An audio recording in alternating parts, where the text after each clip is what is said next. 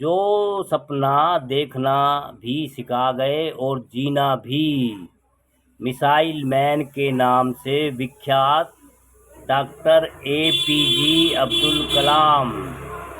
अब्दुल पारिक जुनूलाबादीन अब्दुल कलाम भारतीय इतिहास में एकमात्र ऐसे राष्ट्रपति रहे हैं जो वैज्ञानिक थे।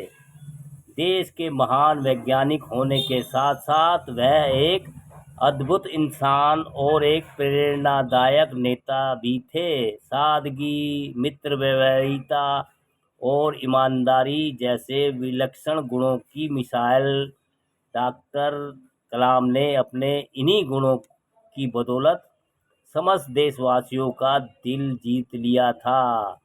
क्योंकि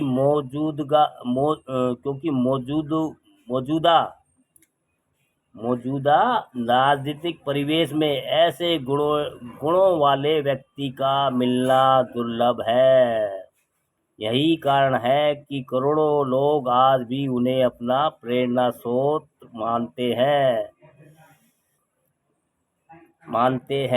और मानते हुए उनकी कही बातों का अनुसरण करते हैं। उनकी सबसे बड़ी विशेषता यह थी कि उन्होंने जिस भी व्यक्ति के साथ काम किया उसके दिल को जीत लिया।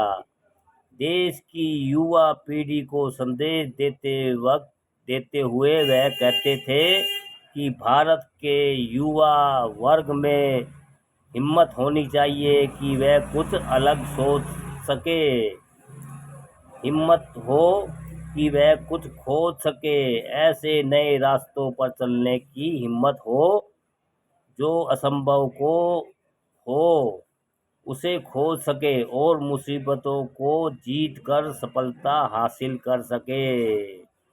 वह कहते थे कि आसमान की ओर देखें, हम अकेले नहीं हैं, पूरा ब्रह्मांड हमारा मित्र है और जो सपना देखते हुए मेहनत कर रहे हैं उन्हें बेहतरीन फल देने का प्रयास कर रहा है।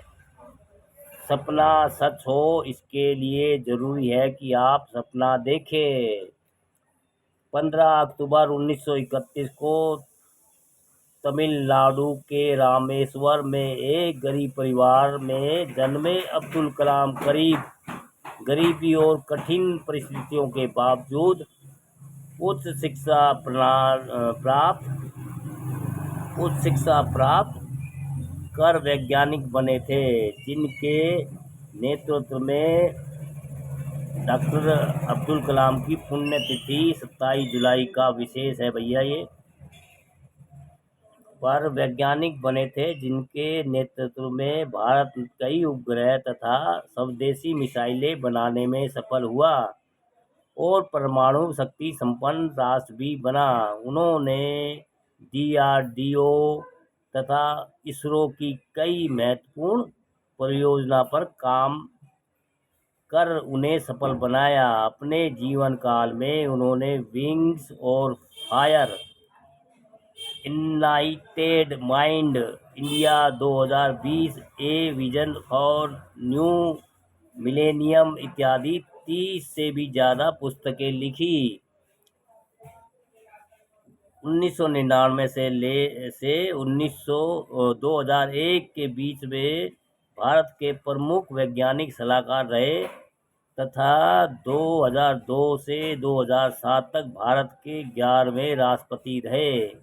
राष्ट्रपति बनने के बाद जब वे राष्ट्रपति भवन पहुंचे तो उनके साथ सामान के रूप में केवल 2 सूटकेस थे, जिनमें से एक में उनके कपड़े तथा दूसरे में उनकी प्रिय पुस्तकें थी। आज जहां नेतागण छुट्टियां घूमने जाने के लिए बेताब रहते हैं और संसद की कार्यवाही से भी गैर हाजिर रहते हैं, वहीं डॉक्टर कलाम ने राष्ट्रपति रहते अपने पूरे राजनीतिक जीवन में केवल 2 छुट्टी ली। एक अपने पिता के देहांत पर, दूसरी अपनी मां की मृत्यु के अवसर पर। देश के सर्वोच्च पद पर रहते हुए कलाम साहब ने अपने कार्यकाल में सादगी, मित्रवैयता और ईमानदारी की जो मिसाल पेश की है, वह आज और कहीं देखने को नहीं मिलती है। ऐसा ही एक वाक्य स्मरण आता है जब एक बार उनका पूरा परिवार, कुल 52 सदस्य उनसे मिलने दिल्ली आए। रेलवे स्टेशन से सभी को राष्ट्रपति भवन लाया गया, जहां सभी 8 दिनों तक ठहरे। उन पर खर्च हुए एक एक पाई कलाम साहब ने अपनी जेब से खर्च की। उन्होंने अपने अधिकारियों को स्पष्ट निर्देश दिया था कि उनके इन अतिथियों के लिए राष्ट्रपति भवन की कारें इस्तेमाल नहीं की जाएंगी और उनके सारे खर्च का विवरण भी अलग से रखा गया। 8 दिन बाद सभी के दिल्ली से वापस चले जाने पर कलाम साहब ने अपने निजी बैंक खाते से 3.52 लाख रुपए, मतलब 3,52,000 रुपए का चेक काटकर राष्ट्रपति कार्यालय में भेज दिया।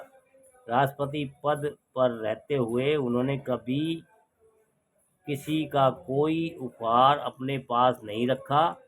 किसी ने एक बार उन्हें 2 पेन उपहार स्वरूप दिए थे, लेकिन वे भी उन्होंने राष्ट्रपति पद से विदाई के समय लौटा दिए थे।